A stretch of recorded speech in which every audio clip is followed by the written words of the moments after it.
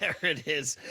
Kyle Harrison sliding in here, hearing John Miller and Dave Fleming call a very fun night in his young career. But first and foremost, just good morning, man. Good morning. How you doing? Doing good. Thanks for having me here. It's a beautiful morning in Scottsdale. Can't complain. The De La Salle kid is here. By the way, your basketball team is doing good. You guys been Doing following good. that? Yeah, following a little bit here and there. Not too much, but been busy here. So got to take care of things They're here in first. the Open Division final against Salesian, I Yeah. believe tonight or Yeah. tomorrow night or something like that. Yeah. So, Yeah, good luck to go Spartans. Go Spartans, he says. Very Let's do good. It's funny. We play these rejoins for guys, and you're in the game. You're not hearing the radio broadcast. What's it like for you to hear what it sounds over the radio? It's different. Yeah, it's definitely different. Going live too is a little different. Puts a little more pressure on you, but I mean, getting used to it more and more. But it's cool. It's cool to be over the radio, and I was in the car with Dad, driving to school and listening to this when I was little. So really cool. That's awesome. And obviously last year you got your first taste of the big leagues. Now, what's the biggest difference for you going through the off-season throwing program, stuff like that, heading into year 2 for you? Exactly. Got a taste of it, and now it's I want to stay there. So it's figuring out. This year it was for me. This off season I was really working hard on figuring out my 5-day routine and figuring out what makes me work best on every 5-day. And that's been the emphasis. Because when you come up in the minors, you're pitching. It could be 6 days, it could be a week. So really good to just hone in on what I need and to get the best version of myself every 5 days. So that particular night was August 28th against Cincinnati. You struck out 11 of the first 24. You were the youngest Giant to record 11 or more strikeouts in a game since Bumgarner in 2011, and the third rookie to record 11 or more strikeouts at Oracle. All these stats in the Giants media guide. But my question is, so what was it about that night that you can kind of say that, okay, I can do this at the big league level? How significant was that night for you? Here I am in the bigs. This is what I do. For sure. I think first it was getting over that first start in Philly, all the jitters, get it out of you, get welcomed to the big leagues by, one of the best players in the show. So once I got that out of me, coming home, and I knew there was going to be a lot of people there. My parents were telling me everyone in the stands was, we knew him. We knew it was a familiar face. So, I mean, really just wanted to, show out for the hometown team. And, I just felt different, taking the field that day. And, I don't know. That was the most adrenaline I've ever had, and hopefully get that again. Yeah, and of course, those are big-time moments in your major league career, but how much easier, or should I say maybe more comfortable, was it for you looking behind the plate and seeing a guy like Patrick Bailey, who you went through the minor league system with? 100%, it made it that much easier. That's why I tell all the younger guys coming up, it's the same game. Nothing changes. Mal doesn't.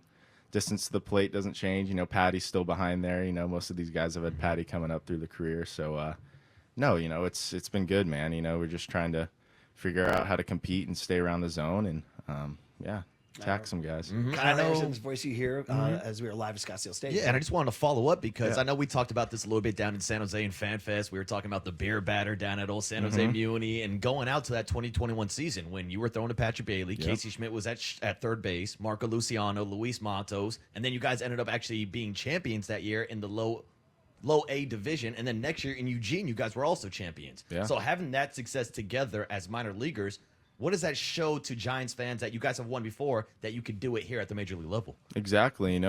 I think that's part of it. That's one of the first things, I heard Kyle Haynes, our farm director, he was talking to us when I got drafted 2020 instructs, and one of the first things he said, he's like, it's important to win together in the minor leagues. He's like, those teams that you saw 10, 12, 14, they all won together in the minor leagues, and it's important. It's that core group, keeping it together and, pushing forward. And I think that anytime you got a bunch of guys, pulling in the same direction and just believing, then we got a good shot. Yeah, we're talking to Kyle Harrison. So it's only your second go-round. You debuted last year, and you already have a new manager and a new pitching coach.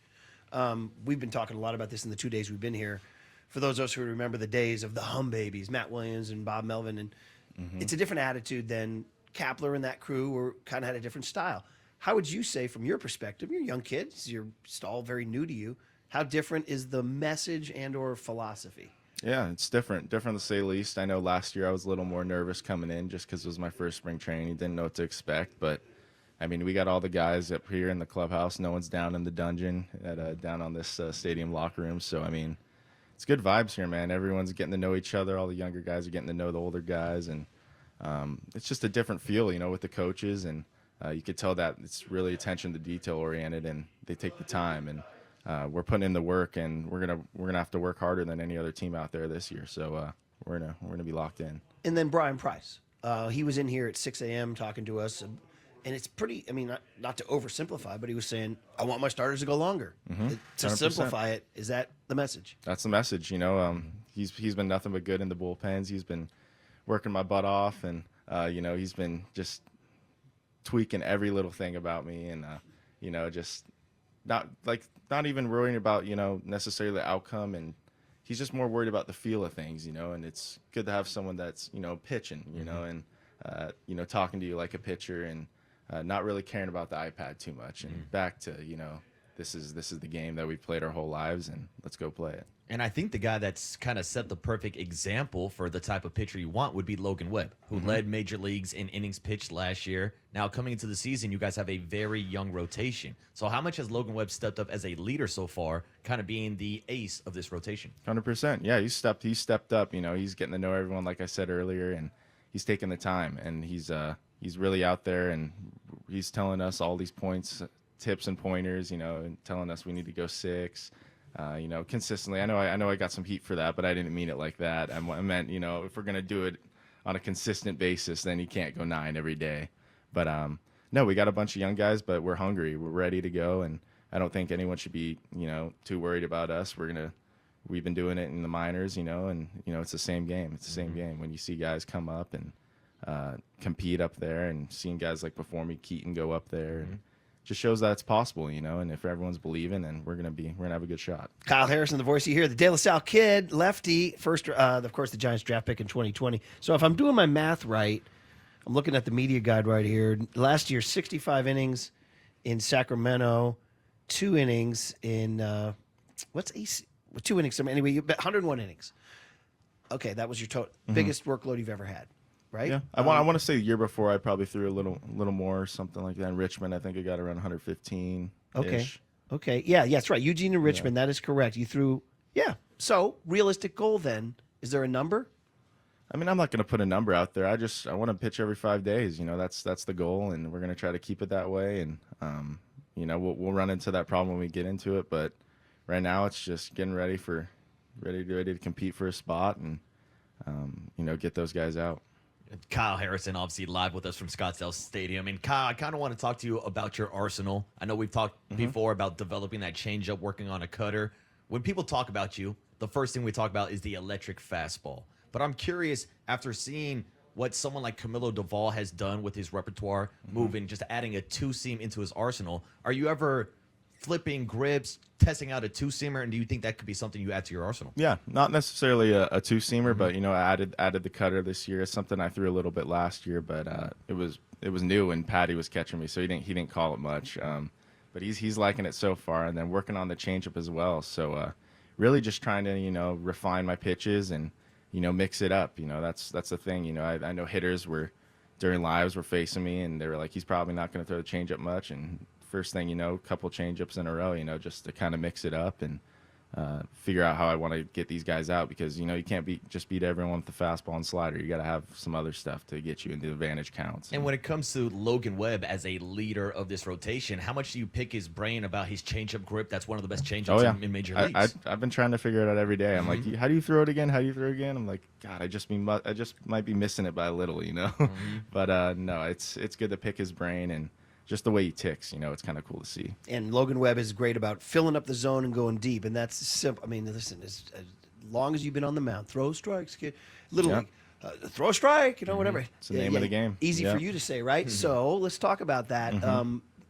Physically and mentally attacking the zone. Maybe that was the one thing that maybe bit you a little bit last 100%. year. Yeah, and I think that's something too that kind of comes along with age and my body. I feel like just talking with coaches and everyone else, players, just year by year, I think you get more experience and you get more of a feel for your body. And right now I feel like, I'm in such a good spot. I know how my body's moving, what I need to do to my body to keep it moving that way. And felt like I made some really good strides this offseason and looking to build on that this year. So really, really excited and really, yeah, really excited to hit the ground running here. Yeah, so how much of last season do you reflect on, whether it's breaking down the numbers, the analytics, spin rate, stuff like that? I think something that stood out with Giants fans was some success from lefties against you, of course, coming from the left side. Is that something that you're focusing on this year, maybe adding the cutter to your arsenal to help improve against your splits against lefties? For sure, and the cutter was honestly added too because I was in AAA at the time and was having trouble landing that big sweeper. So that was one of the reasons we added the cutter, just to get back in those vantage counts. But going back to that, I mean, for me, I don't know. I think it's just trying to spot up every pitch. That's all I can do. And once that pitch leaves your hand, that's really it. All right, before I let you go, because Webby's coming in here, just a little bit on Kyle the dude. First of all, he's 22 years old. All right, he's just a puppy. Your brother, Bear. Oh, yeah. St. Mary's. I think he was the WCC Player of the Week or something. Yep. Go like 6 for 8 with a couple Mashing. tanks or something. Oh, yeah. What's going on? He's a dude. He's one of those guys. I know COVID might have hurt him and the exposure and all that, but he works hard. He's the Bear. We call him the Bear. He puts his head down and works hard, and he's going to be a dude, and he's mashing right now, and he's getting even better behind the plate. He's got a great pop time, and yeah, he's ready to go. And we were kind of joking a little bit off air before the interview started if there was any of those head-to-head matchups growing up. For sure. After seeing the success he's having right now, do you think he's finally going to step in the box to face off against you? He's going to be begging for some live ABs probably this next offseason. Oh, yeah. Is he a lefty hitter? Righty hitter. He's a righty hitter. All right. And then I see in the media guide bio, it says, when you have spare time, you like to cook. Young yeah. man in the kitchen? I love to cook. What do you got going? Oh, I got it all. I got salmon, steak. I mean, I actually just cooked with NBC last night, or the Bay Area. Little Yeah, I piece for cooked the with them TV? last night. Yeah, Okay. so What'd you guys cooking whip some up? Some steaks. All right. Some steaks. We did it 2 ways. We did it on the grill and on the cast iron. And What's the tip? the tip, there's a lot of tips. Salt and pepper? I might have to cook one for you. Just salt and pepper? I mean, are we anything fancy on the rub? Salt, pepper, just stock on the cast. My favorite is the cast iron. Then we'll do a little shallot, garlic. Ooh. And then you don't put the butter in until you flip the steak because it's going to burn, right? Okay, in the cast iron. Dude. So you do that, then you do a little baste, and it was money. Oh, Yeah. You're legit. Oh, yeah. And- We're locked in. And the important question is, how do you order or how do you cook your steaks? I go medium. Ooh, yeah, okay. just medium. Okay. I know I hear the medium rare plus and all that stuff, and I'm not too fancy with it. Just give me a good medium When did rare. this passion start? Was it something young age or recently? Or Definitely young. My mom would always cook for me and my brother. Every time we weren't doing something, we were always eating. So we were grown boys, and anytime we were bored, we would just whip something up, and she would always tell us, you got to have the meat, starch, and veggies. So that's the way we kept is it. Bear? Can he handle himself in the Oh, kitchen? he can whip it up too, and he eats more than me. He's still eating more than me, man. All right, Kyle. Well, listen, I remember talking to you last year. We had Sean Estes here, and you were wide-eyed. You couldn't admit it then, but you were pretty wide-eyed, right? And now a little more settled, right? 100%, yeah. And I would just say hungry is the word Hungry. they use. That's Hungry. the word. Hungry That's steaks, it. the whole deal. We're cooking with Kyle. Let him Exactly. go. He's excited to get out there. Yeah. And thanks for stopping by. We Yeah, look forward no to worries. many Thanks more for of having these me. down the road. It's a pleasure, Awesome. man.